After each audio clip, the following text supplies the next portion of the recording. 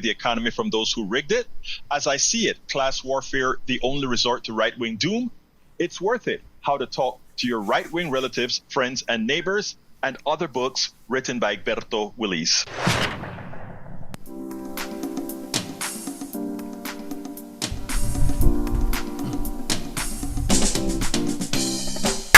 Welcome to Politics Done Right. My name is Egberto Willis, your host. Good morning, Houston. Good morning, Harris County. Good morning to the great state of Texas. Good morning to the United States of America. And of course, good morning to the world receiving our signals via the magic of El Internet, formerly known as the ARPANET, created by whom again? We the people. Without further ado, but first of all, let's go ahead and say, Mayana, get well. Mayana, get well. But anyhow, let's go to the studio where we have our resident geniuses, El Señor Howard Reynolds and Jack Van Beba. Well, I really think that Jack should get top billing this morning because he's been up here working and he's got some wisdom over there that we're going to get to in just a few moments. Good morning, Egberto. It is Tuesday morning at the radio, the 23rd of September, 2025. Just about a minute and a half after 6 o'clock in the morning, and we have a fine show for you. And Egberto's going to bring it. Yes, we do. Yes, we do indeed. But anyway, before we get to the show, since we got Howard here, want to tell the folks that we had some interesting things happening over the weekend, and for a while it was iffy. But of course, Howard and the crew came to the rescue to make sure that your community radio station stayed on air. Thank you, Howard. No, there was a massive AT&T outage. The entire museum district and several other places in town. I think half of Houston, that AT&T just went away. So fortunately, we have a backup modem, not AT&T brand, but it worked. We plugged in a couple of wires and we were back on the air. We didn't have any internet in the building, but that's okay. As long as we had something feeding the transmitter and the transmitter stayed on, we're good. Yep. So I appreciate it. And thanks for those who listened through the trials and tribulations. I noticed this morning that our streamer is not working either. So I'm going to have to make a few calls and get that back online. So Excellent. We may not hear from Tag this morning. I hope that we do. But I was trying to get the streamer to work. It's like, okay, we're sending it out, but it's not going anywhere. So we're going to find out more about that. Yeah, it could be an AT&T thing somewhere down the line. And it could not be an AT&T thing. I want to, be sure to not, get them in trouble. So anyway, and get me in trouble, basically, is what I'm saying. Problem. Oh, come on, be the greasy wheel. Be the greasy wheel. Squeaky wheel. Well, let me tell you, Howard, you're getting a whole lot of hearts on the internet. So, feel the love that's coming towards you for keeping things going, brother. Well, good deal. Jack, you got some wisdom there, and I think we should get to it. All right. Good morning, Egberto. How are you? All right. Good morning, Jack. Talk to me, my brother. Okay, this is part of your headlines with a little extra from me. All right. All right. Yes, working class Americans are struggling under the weight of skyrocketing costs for essentials like groceries, healthcare, and energy. This is pain that official statistics fail to fully recognize. Why are government statistics understating the financial pain that many working families face? This is because the corporate elites are whitewashing the facts so it looks good on paper. So it's corporate greed and profiteering that drives up inflation and puts the working poor in a bind. And the middle class is unfortunately playing a surrogate host to the vampires on Wall Street as they feed at the tax-paying necks of the citizens and reach into their pockets and steal their money. Steal their money. Steal their money. Those, what are they again, Jack? Vampires. Vampires. That's exactly who they are. Vampires. Anyway, thank you for that, Jack. Let's go ahead and get busy with the program. I want to salute those that are our early birds. We have in the house Joanne from Los Angeles, California. I'm touched that I have folks on the West Coast listening this early. Man, I love you guys. You don't know. I mean, thank you for being here. Of course, we have as well in the house LBW, La Profesora LBW, the most important profession in the world. I know she's heading to school right now. We have John A. Davis from, and by the way, LBW is from Kingwood, Texas. John A. Davis is from Minneapolis, Minnesota. We have Judy. How you doing, Judy? Bob Reiger, Malcolm Williams, Adam W. Well, I think I saluted you already. Natalie Lago from Hampton, Virginia. We have Lori Crawford. Agave is here as well. And Natalie wants to know, Adam W. is from Pennsylvania. I think he said beforehand near Pittsburgh. And Natalie Lago says, Egbert, I'm curious to hear your thoughts on about Kamala Harris' interview yesterday with Rachel Maddow. If you saw, I heard it. You know, I expected a more in-depth interview from Rachel on the book, but I didn't. I don't know about you, Natalie. Maybe you can tell me if I just was somehow I missed something, but I thought it was, especially coming from Rachel, I didn't think it was a very substantive interview, but I could be wrong. Maybe I was just looking at it through the wrong lens. But that said, I know there are a lot of things that I don't know how and what happened behind the scenes in the campaign with the vice president. Personally, I thought that it was $1.2 billion wasted. And I don't know if this had more to do with the way she campaigned or the way things were set up. Again, she only had 107 days. I thought that money was wasted on consultants as opposed to placed in to revive people who would have been able to vote. And I think we're all paying the price. Now, again, I don't want to throw out blame for the sake of blame, but I don't think her consultants did her well. All during the campaign, I know those of you who listen to the program saw me complaining about them not reaching out to the people they most needed to reach out to, and these high-priced consultants were flushed with money.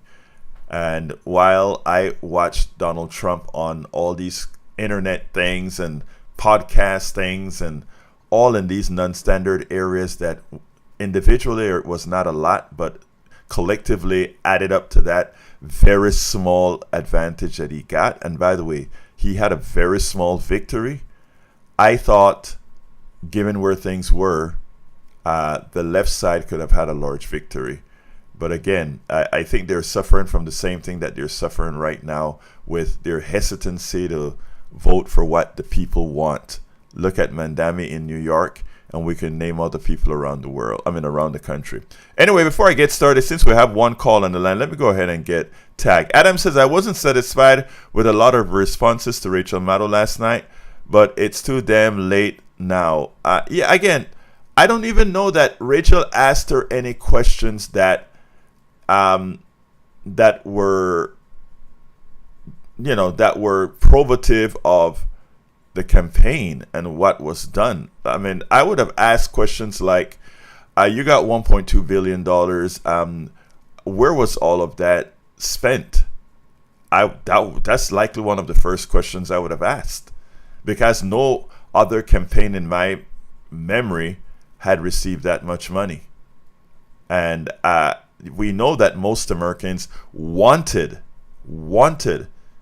to vote for something they thought they had. But anyway, let's go to tag. Good morning, Edberto. How are you? Good morning, my brother. Talk to me. I just decided this morning that if we want to know the future of politics and Trump and business and all that stuff, all we really need to do is look at the past. We've got 47 that we're looking at what's going to happen, and all we got to do is look back at 45, and the answers are right there, kind of staring us in the face. And the one item I'd like to point out is what happened in 2017 with Trump's Business Advisory Board. You remember that? Oh yeah, disappeared, right? I mean, look. Catastrophe. Yeah, look. Anybody expected anything out of Trump, they're kidding themselves. And by the way, the answer that she gave with respect to she sort of gave a "I told you so" answer, and unfortunately, she's right. I mean, every progressive told America what they were going to get out of Trump. And I think that the people who voted are people who are active voters. But I think what needed to be done, Tag, is while Trump got a lot of the voters that normally didn't vote, he got a lot of those angry guys who are on gaming systems, etc. There are a lot of untapped resources that she could have gotten, in my opinion, that nobody got it. I mean, I thought about it, and it was Clinton, Hillary Clinton all over again. Even though the difference is Hillary Clinton won the majority of the popular vote, Kamala didn't, but Hillary did. And but even so, not in the right places.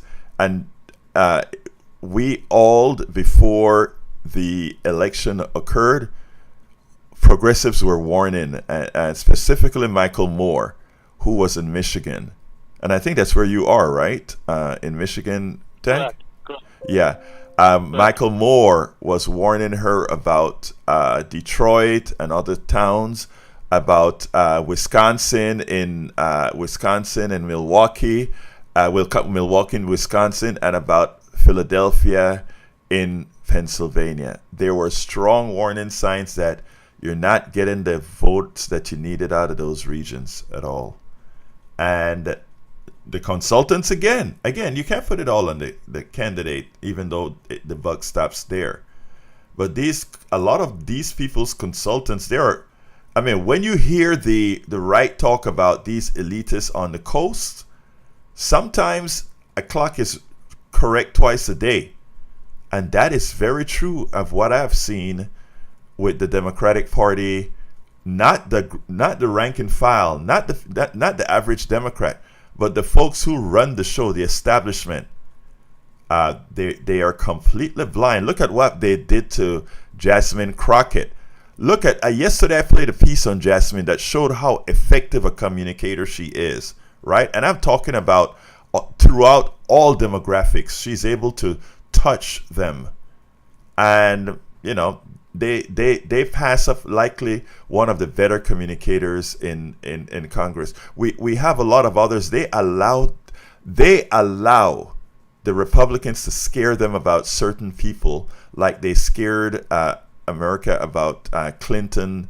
I'm talking about the brother Clinton now, when Gore ran away from him, and even though he won the popular vote, lost the election because he was so scared to run with a popular president that had a little bit of picadillos to worry about. Anyway, Tag, anything else before I start the program?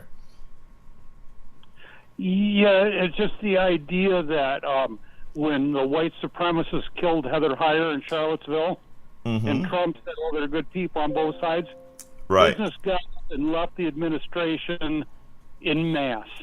And right. I think that's what we'll see again in 47. Something's going to happen. Your business is going to say, "We just cannot deal with 47 anymore. We're out of here."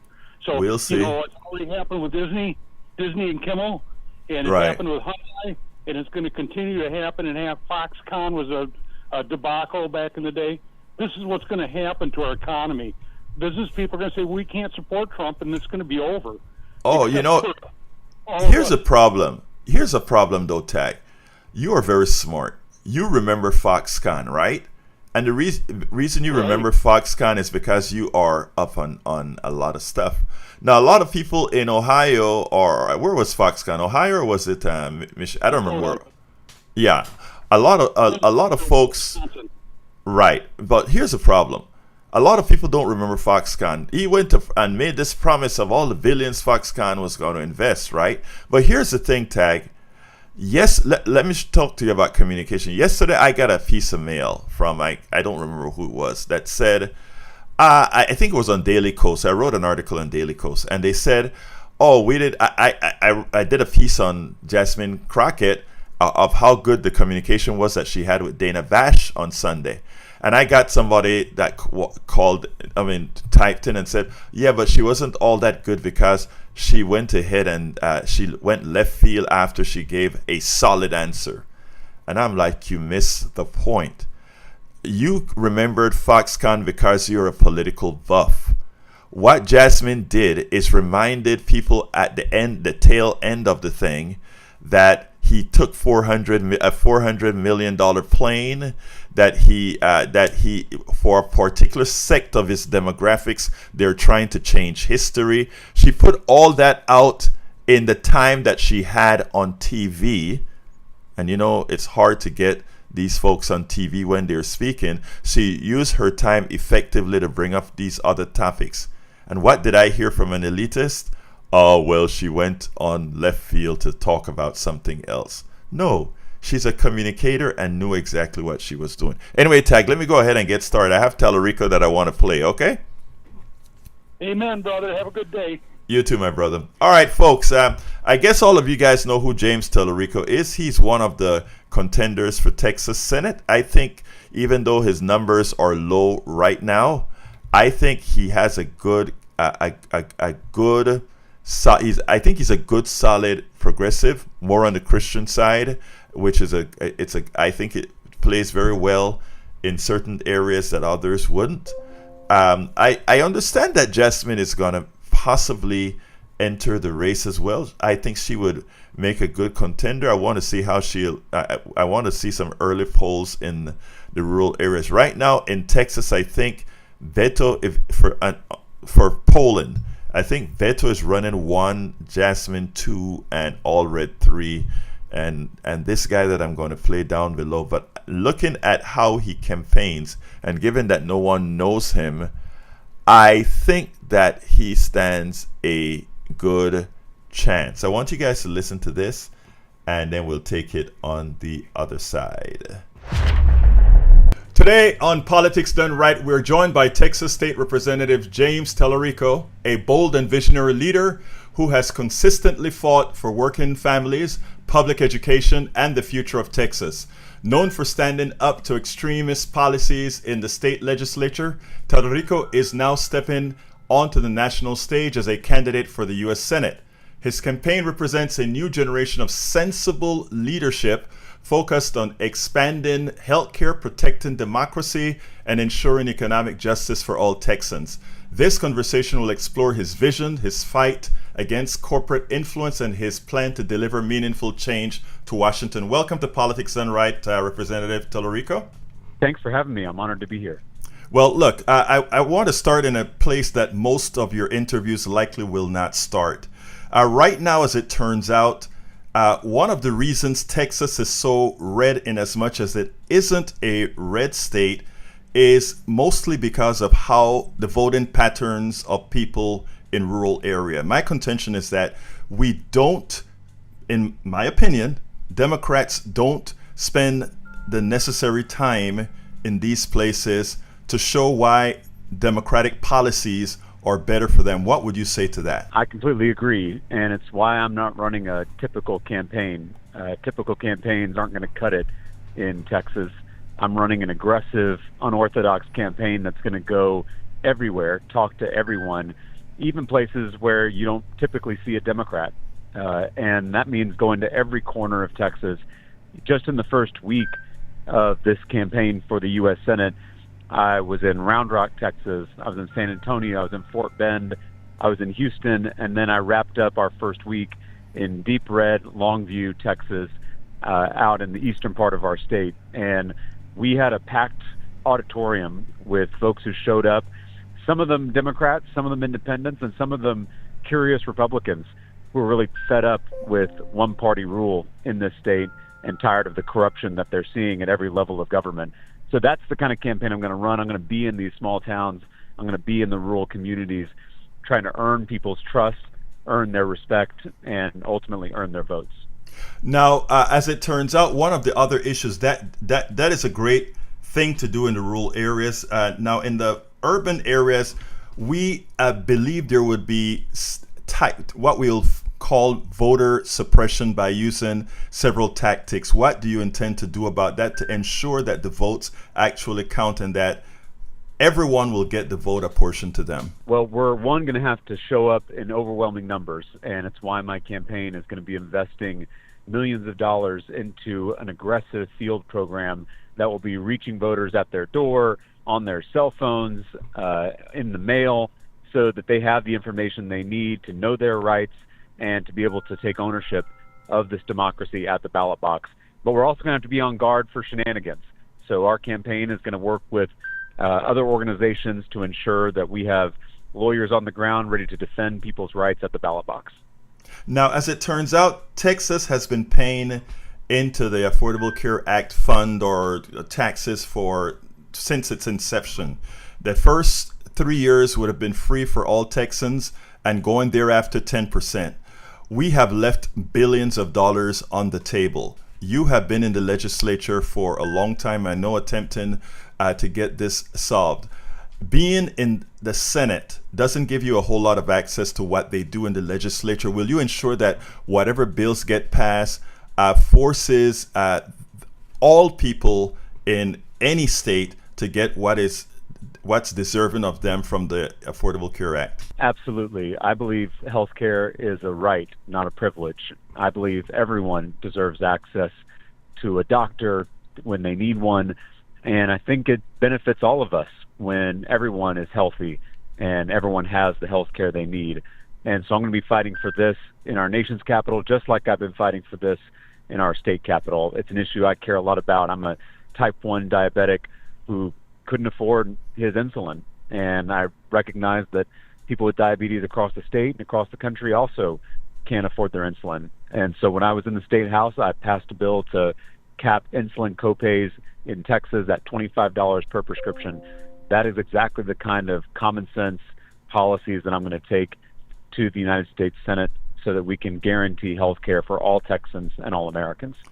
Now, will you sign on to the Medicare for All bill or whatever bill that actually ensures that people get the health care that you call a right and that I believe is a right as well? I think guaranteed health care has to be our goal. You know, I'm very open to how we get there, and there are lots of different ways that this can look and lots of different policies that can help achieve that goal. As you know from my time in the legislature, I'm a policy wonk, and I like to dig into the details.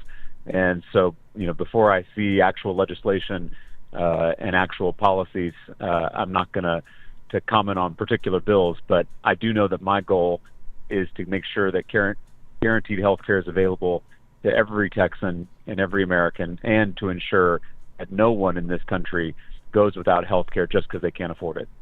Now, there are lots of jobs both here in Texas. I mean, we are likely still the leading state that produces wind energy. A lot of places were shut down in Maine and other areas, both for solar and wind energy. What are your plans to attempt at reinstituting that which Donald Trump has really taken out of circulation, that has hurt not only blue states, but actually many a times red states? Well, you know, Texas has been a leader in oil and gas.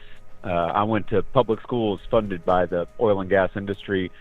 That industry has built our state and built our economy, and it is critical going forward. Even as we grow these new renewable sources of energy, we still need oil and gas, and we have to adopt an all-of-the-above approach as we move forward into the future.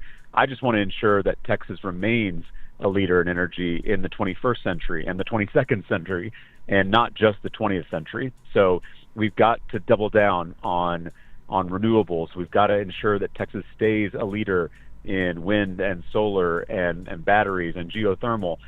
We've got to have an all-of-the-above approach, and I'm never going to use my public office to pick and choose winners in the marketplace. I want Texas to grow its presence in all of these sectors so that we can stay the energy leader of the nation and of the world. Now, you've called out billionaires quite often for their inordinate influence in Texas public schools and what they've tried to do. What will you do as a representative on the federal level to sort of mitigate what they've been trying here in Texas? In effect, what they have successfully done here in Texas. yeah, I've probably been the chief critic of some of these billionaire mega donors like Tim Dunn and Ferris Wilks and Betsy DeVos and the folks who are trying to influence our state policy with their money. And I'm going to take that fight against corruption to our nation's capital if I'm elected as the next U.S. Senator from Texas. Now, as far as corporate power and corruption, what's your stance on that? Well, I'm the only member of the Texas legislature who hasn't ever taken a dime of corporate PAC money. I'm going to continue that policy as a candidate for U.S. Senate. I'm not going to be accepting corporate PAC donations in this race. This is going to be a people-powered campaign. And we've already seen in the first few weeks that thousands of Texans in almost every county in this state have donated $5, $10, $15 to power this movement. I hope that folks will join us. They can sign up on our website, jamestalarico.com, and they can join this effort to take power away from those billionaire mega donors and put it back into the hands of working people. The last question I always ask everybody is, what would you have liked me to ask you that I didn't? Well, before I was a politician, I was a public school teacher. I taught middle school on the west side of San Antonio. I often say teaching middle school is the best preparation for politics. And if you want a leader who is both tough and compassionate, hiring a middle school teacher is a pretty good idea. And I'm going to be fighting for our teachers, our students, our parents, and our schools every day if I'm elected to the U.S. Senate. Well, let me tell you, James, right up my alley. On all the things I preach, that the most important profession, bar none, is in fact teaching, because that's the ones that move knowledge forward. So I want to thank you so kindly for giving us this interview. Representative James Talarico's campaign for the U.S. Senate is more than just a political race. It's a movement to redefine what is possible for Texas and the nation by putting people before profit and democracy before extremism. His vision challenges the status quo and offers hope for a brighter future. We'll be watching closely as this campaign unfolds, and we encourage everyone to stay engaged, stay tuned, get informed, and take action to shape the future we deserve. Representative James Talarico, thank you so kindly for having spoken to Politics Done Right. Thanks for having me. All right, I hope you guys enjoyed that. James Talarico is, again, one of the several candidates that are going to be in the race. I hope to speak to others as well. Before Jack started the program this morning talking about the working class and the expenses that the working class are going through. And there is we always talk about the price index, right? The CPI, Consumer Price Index. It turns out that may not be measuring things quite accurately, because the pain that people are suffering is that much more.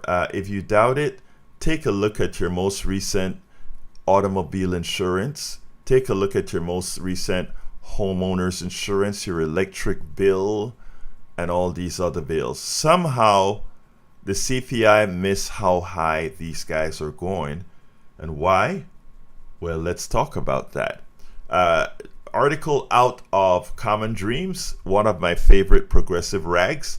And again, folks, look, we read the Times and the Washington Post. They're very good journalists there. But there are other rags that actually take a lot of the work of these journalists and do some explaining, reinterpretation, etc. Take a look at them. Places like dailycoast.com, commondreams.com, opednews.com, a lot of these other places. Anyway, before I get started, let's go ahead and take that call from Jimmy. Come on in, brother Jimmy. Happy Tuesday. Happy Tuesday, Jimmy. On your interview there, I would have asked him, what subject do you teach in middle school? I was curious about that. Hey, well, when you're asking these questions, there's always even when you get off, dang, I should have asked this. You know how that goes. Anyway, talk to me, Jimmy. Hillary Clinton, one of the reasons she lost, she didn't have enough self-confidence to be interviewed by Scott Pelley on 60 Minutes. They wanted to interview her, and she wanted somebody else, and they said, we don't let you decide who's going to interview you. And she turned down an interview with Scott Pelley. So she did not have enough self-confidence to be interviewed by him. And she missed out a chance to talk to an audience of maybe 10 million people. I think I'm going to disagree with you on that one, Jimmy, in that I think, look, when it comes to Hillary, both Hillary, and this is my opinion, of course, when it comes to both Hillary and Kamala, I think I think these women far exceeded the men they ran against. In this case, both of them ran against Donald Trump. This is look, I think there's a lot more that Kamala could have done. There's a lot more that Hillary could have done. But compared to what men in their position would have done, those men would have won. I think unless we look at the core of our society that is very anti-woman, we would have missed the ball. Because look, I know there's a lot that these people could have done. I know there's a lot more Hillary could have done, like I've said before, and Kamala. But I'm sorry, if it was a man running, that man would have beat Donald Trump, and Donald Trump knows it. But continue, my brother. I'm really happy that ABC has relented and is bringing Jimmy Kimmel back on tonight. I'm really happy about that. Yes. Guess what? I have it. Go ahead, Jimmy. I'm sorry. Yeah, but Mr. Carr, who runs the FCC, he should be fired for threatening that program and getting them too afraid to go on. ABC should have stood up at the very beginning for the freedom of speech. They should have said, we're standing for the freedom of speech, and kept Kimmel on the air right away. But now they finally do have him back, so I'm really happy about that. Yeah. I hate that Trump is just threatening all these people he doesn't like and so forth. He has a very bad attitude about how to work with people in groups and so forth. I agree. I think all these guys, Jimmy, they need to spine up. You know, the Iger was forced to spine up for Disney because, again, the people power spoke. And thank you for bringing this up, because this is something that I want to say. Paper tigers. All these bullies in the Trump administration are paper tigers. Notice when the people spoke, that Iger went ahead and said, okay, I guess we better put Kimmel back. But here's the thing, people. If you speak as well, I had Cindy Hendrickson on yesterday. These are women that are, she leads some women, and mostly women here in Kingwood, that actually push back. Okay?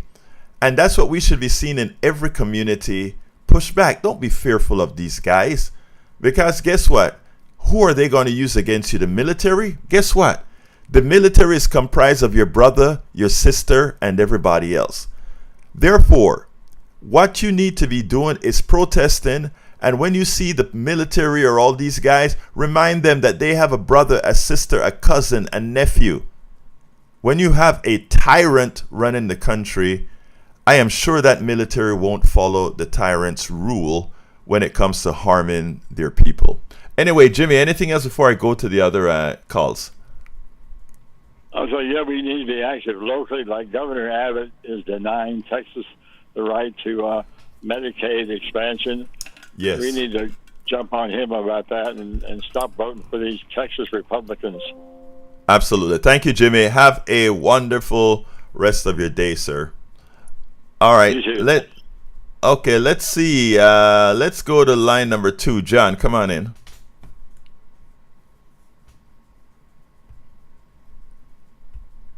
Okay, there you go.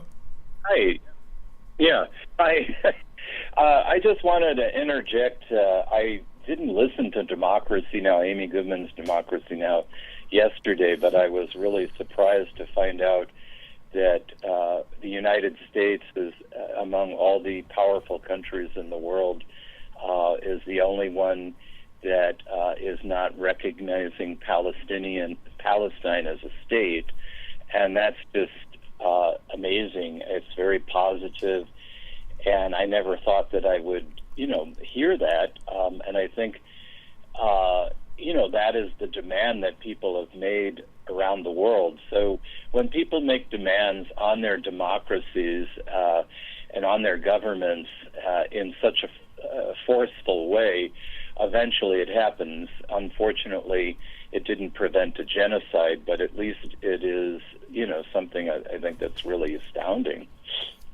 Yeah, I agree. Look, France was the latest Western country to simply says that they are supporting, or rather that they recognize Palestine.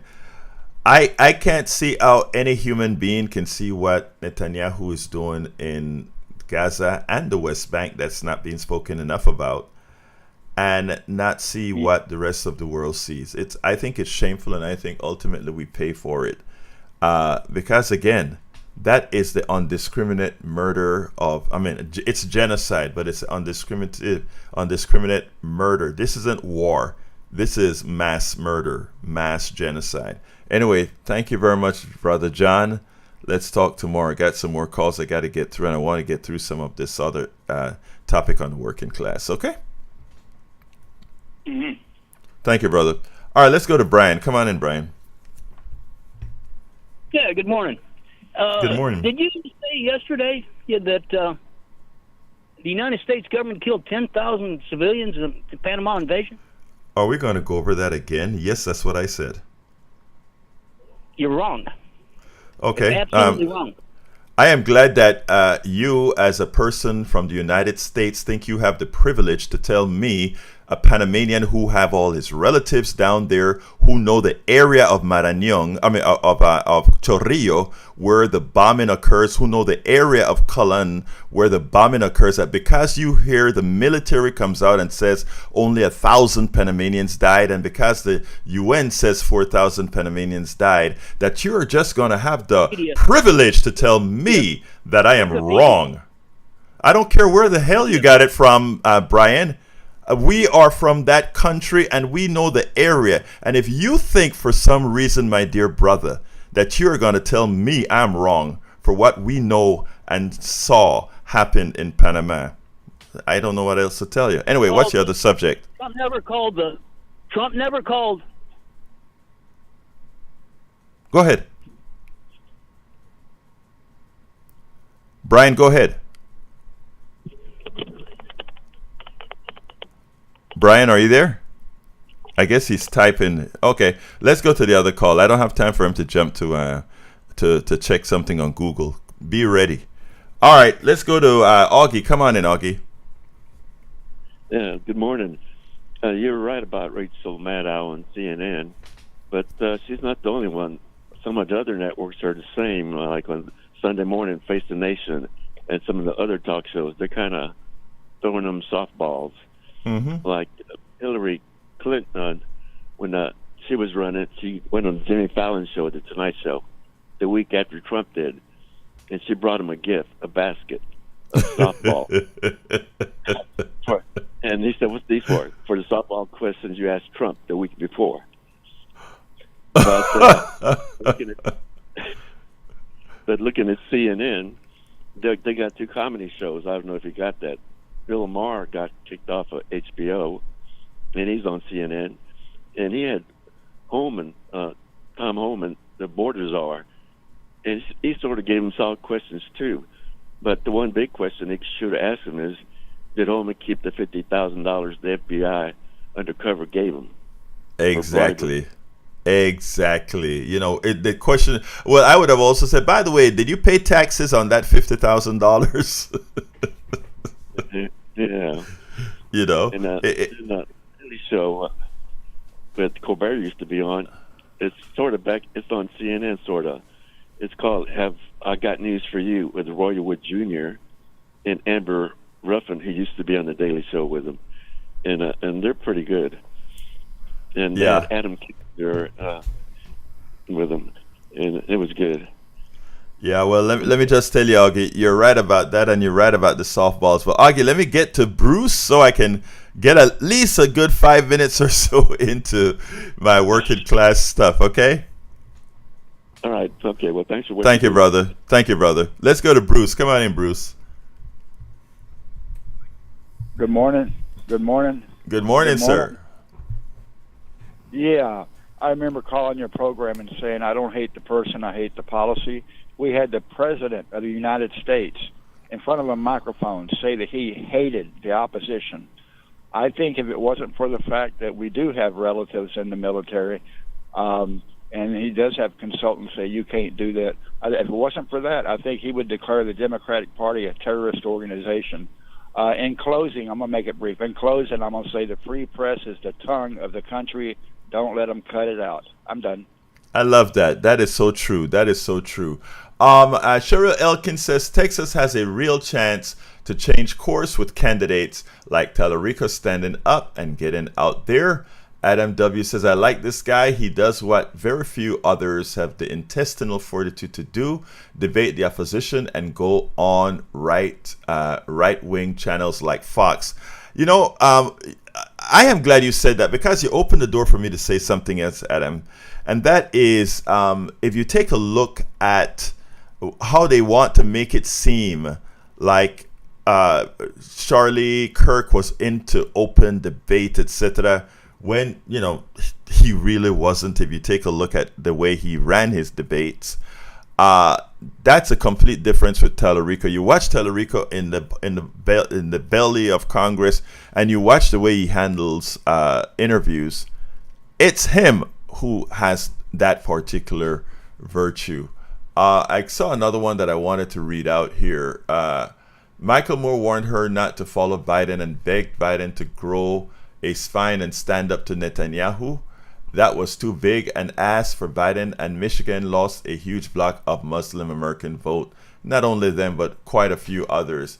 Let's see. Natalie says, Lago says, Egberto, I'm worried about Democrats still not emphasizing how the conservative SCOTUS majority is destroying American democracy, especially since its decision to allow Trump to fire the Federal Reserve Governor Cook. The Democrats need to focus. I thought she was at FTC, but I could be wrong. Go ahead and let's see. Derek, come on in. Hey, good morning, Alberto. The realest comment this morning came from Jack in his analogy of a vampire. They are sucking the resources. That's what a vampire does. And I just want to say, the United States have always based themselves on lies and illusion.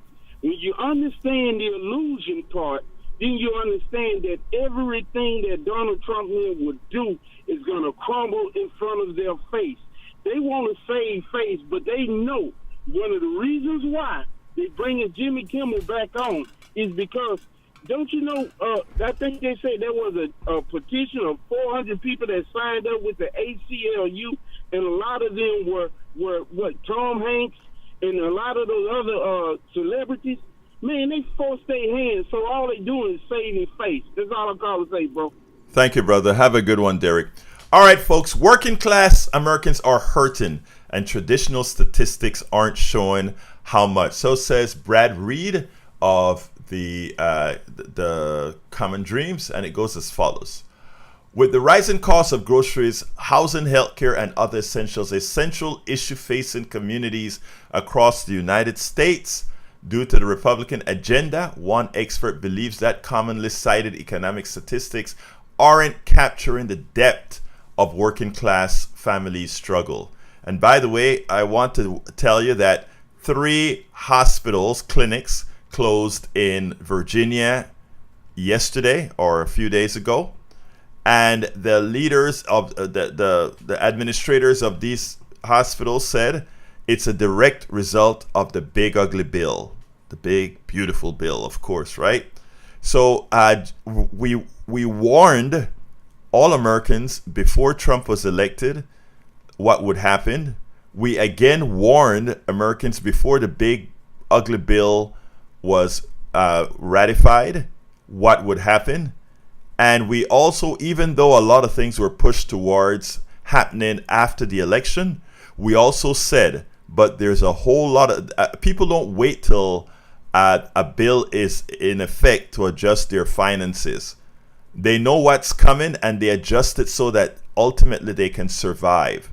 And these hospitals, seeing the picture on the wall for the big bad bill, have already started closing. 3 of them have rural hospitals have already closed in Virginia.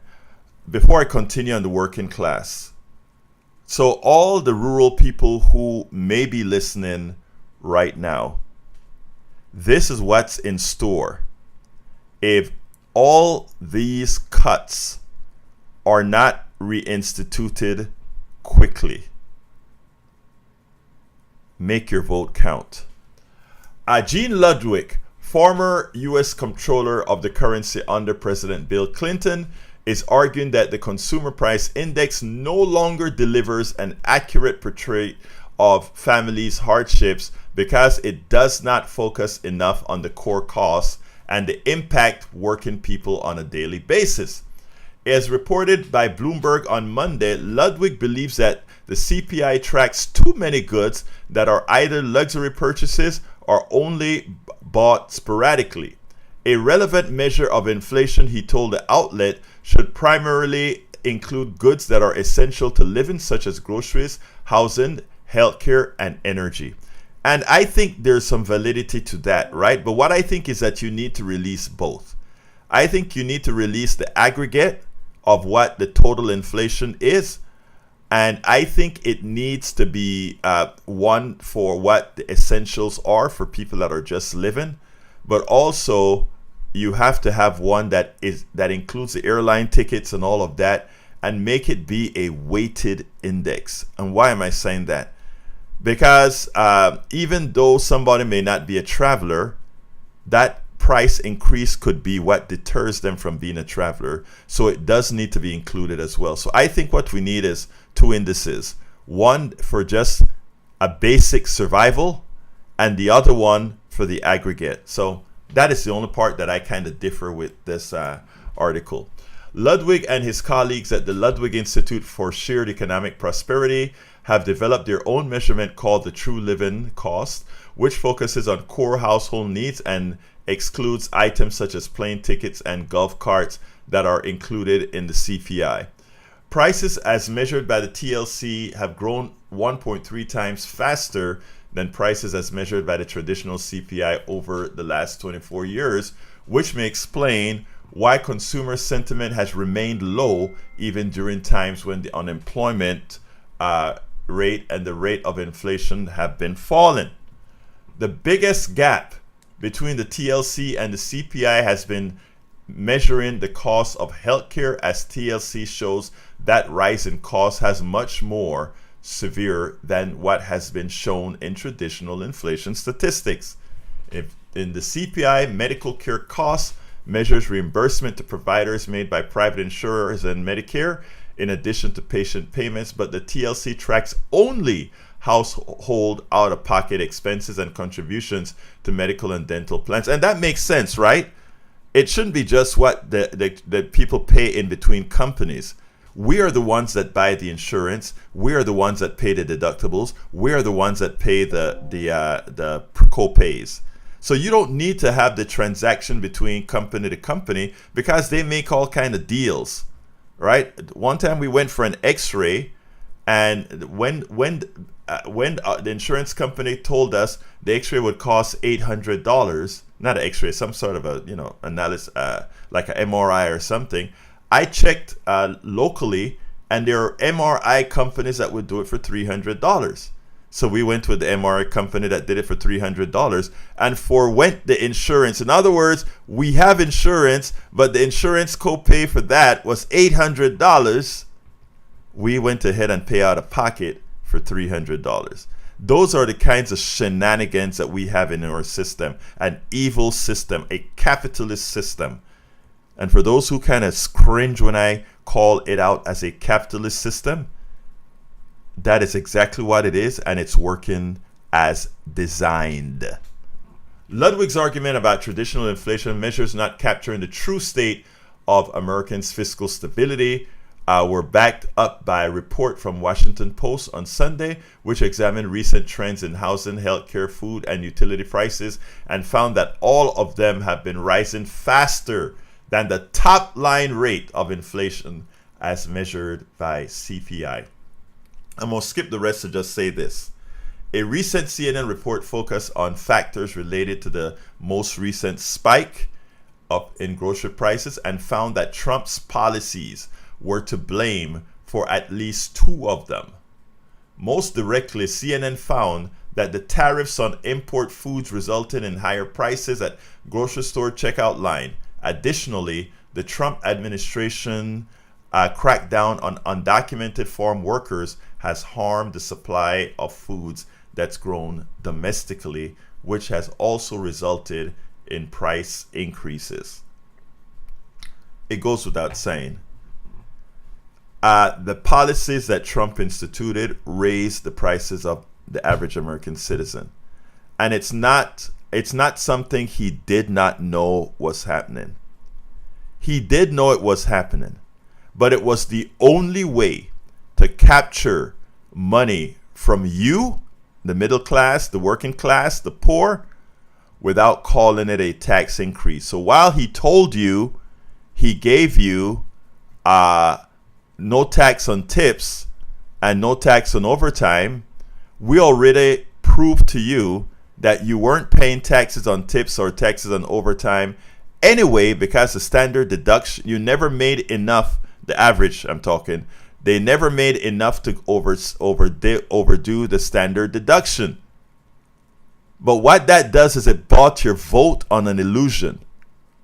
It bought your vote on an illusion. And then having the false belief that he was going to lower prices, even though many folks pointed out it's not going to happen that way, many couldn't see themselves to vote appropriately. And they still supported this guy. And his ultimate goal was to take your money and not call it a tax. So what did he do? He instituted tariffs. What did he do? He instituted other things that cost you. So folks, a con man is always a con man. Always a con man. And the American people were conned once again. But I must say, many were conned with their eyes wide open. Donald, come on in. Morning. Remember, today's oppressed will be tomorrow's terrorist. It's just the way the world works. Wow. Crockett. Oh, go ahead. Let me tell you, that is profound. I don't know if you realize how profound that is, because that is true. Israel is creating thousands of terrorists right now in Gaza. I mean, and you push Americans far enough. What happened when England pushed the America again? Do you remember what happened, Donald? Yeah, they dressed up like Indians, went out there and poured some tea in the harbor, and then they got the Indians later, kicked them off their land, and took it. That's All just right. the way it works. All right. So I mean, you understand humanity well. Talk to me. What's your other topic, brother? Okay, that Jasmine Crockett was fine with the guy that wrote you the letter until she talked about reparations. It wasn't about the Jets. And then the other thing is, but wait. Nope. I'm not going to let you get away with that one, brother Donald. Here's the deal. Let me tell you about the reparations part. Believe it or not, there are a lot of black people. There are a lot of indigenous people, even though supposedly some of the indigenous people got reparations that was never realized. But here's the deal.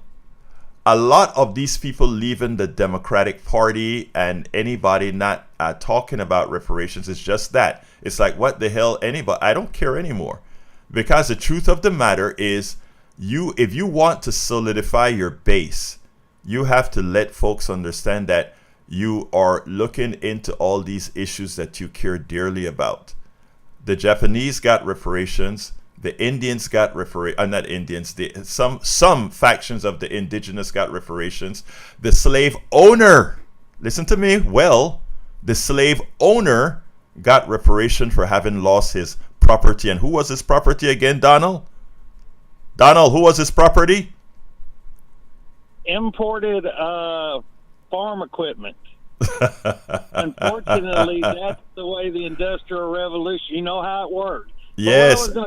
Yeah, go ahead. The movie Lean on Me, Uh-huh. Morgan Freeman, and Loved you look it. at the scene where they're in the auditorium, take it and write something on that. Because remember, he had the white kid stand up, and he said, y'all all in the same boat. Yes. And you got to get that message. Now, it's been over 30 years or so since that movie came out, and we ain't made a damn bit of progress. But that's it, brother. Thank you, brother. Thank you, Donald. Have a good one, buddy. I love that movie. But there's some other concepts within that movie, and that is if you cage somebody, they act like what cages do. In other words, if you cage people, they'll act like animals. And that is one of the key things that the principle of that movie spoke about. But anyway, it's at 55, so I better go to the studio. Well, I can say that Donald probably had the most profound statement this morning. It rivals Jack's truth, but Jack still is ahead. Jay, what do you think, Jack? Yeah. Oh, yeah, hang on. Yeah, Trump just needs a 12-step program for fascism. Oh, and he needs his two-step program. Jack. One step out of the White House and one step somewhere else. He just need a 2-step according to Howard. Hey, Jack, Howard beat you out on that one, brother. I rather the 2-step than the 12-step. Anyway, look, we got to get out of here. So look, folks, before we go, I want to thank all of you guys that are listening. For those that I haven't yet called out, forgive me. But let me just tell you, love you all, and thank you for being here. You guys make the program. Remember, the rest of the program can be found at politicsandright.com/newsletter, politicsandright.com/newsletter. You can write me directly, and I do answer calls, even though sometimes it takes me a while. My box is at 2,500 right now, mail that I have to clean out. But anyhow, KPFT at politicsandright.com. My name is, love you all first, but my name is Egberto Willis. This is Politics and Right, and you guys know how I end this, baby. I am what? Out! You're listening to the American Democracy Minute, keeping your government by and for the people. The League of Women Voters reports that for decades,